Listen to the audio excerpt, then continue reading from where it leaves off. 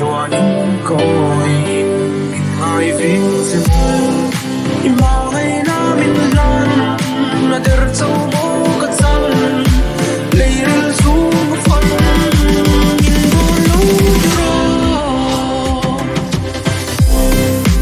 ăn gì lại ngày lại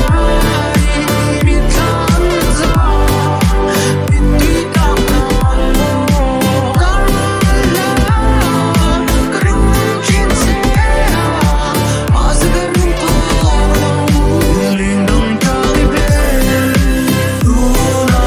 liền đông trăng bên con dài bên em ta xin em đi trên cát xoay dấu ta luna liền đông ai là mình nghe tim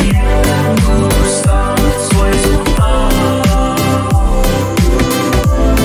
cơn sóng mưa dòng thế ga xia đứng chiếc quỳ kỳ buồn nhớ gần tình quỳ chỉ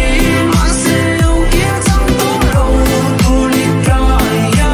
nhau mi thân đã anh chỉ lâu kia mà là cái đâu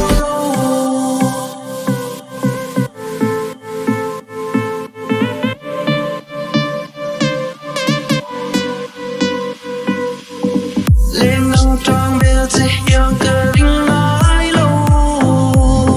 cầm ba ngày ngày yêu tom vắng vắng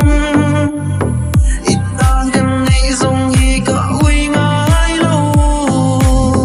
thấy có cất xua áo có vui vãi lâu ngày đông mình đi xuống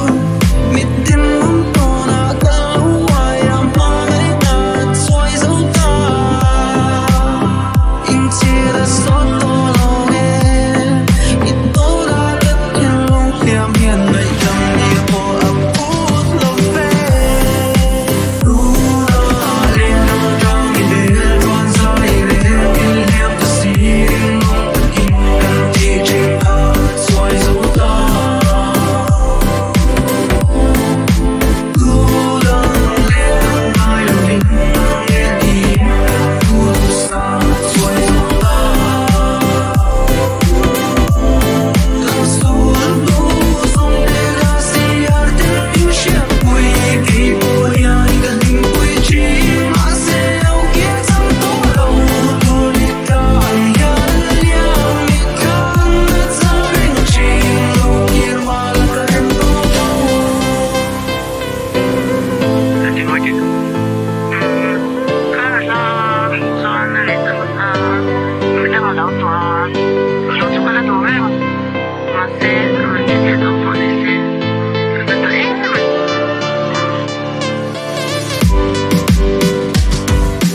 đi ra xua điểm hier in phang ngai lấy ném mà tua sẽ tự nắm mà cả đến xiang này ye ra cái thằng khăn ngày trái nào ông chỉ na cho phang mà ăn dòng sông này khá là ông chỉ na hiện đang kiếm màu qua mà ăn ngày tua na tua mà xua đến cả ra đi đâm ăn lâu là ăn đến xuống vàng mà lâu đi ta lang ta nên là cái này là tiền here là soi à cái là mua phần lâu tuần thế buồn mà sẽ được nam về lại tụt buồn cái năm tổ lòng thế hết đi cái chiêm lâu vét thì thế tụi mà here đi cái nồi lâu thế mình thật săn na giả thang cái thana cái chana cái chuyện đấy buồn na ôm đi tụi thứ sao các ngã mà xin sắm mê linh tông lâu